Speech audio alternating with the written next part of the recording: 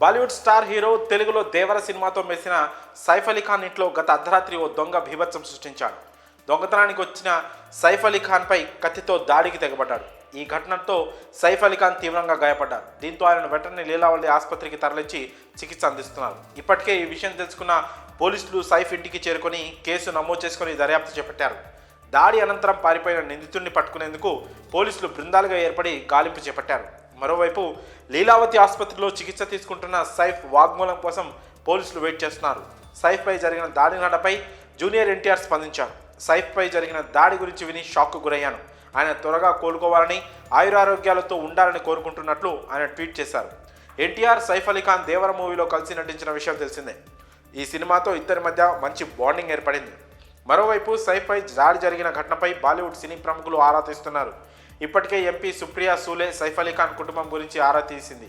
సైఫ్ భార్య కరీనా కపూర్కు కాల్ చేసి వివరాలు తెలుసుకున్నారు. ఉదయం 3:30 సైఫ్ను ఆసుపత్రికి తీసుకొచ్చారని, అతడి శరీరంపై 6 చోట్ల గాయాలయ్యారని, 2 చోట్ల లోతుగా గాయాలయ్యాయని తెలుస్తోంది.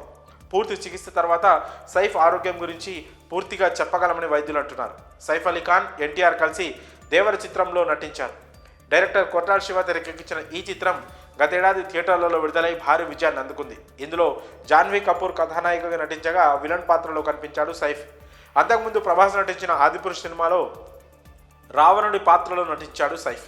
మరి అతనిపై దాడితో పాటు జూనియర్ ఎన్టీఆర్ స్పందించిన తీరుపై మీ అభిప్రాయాలను కామెంట్స్ రూపంలో తెలియజేయండి.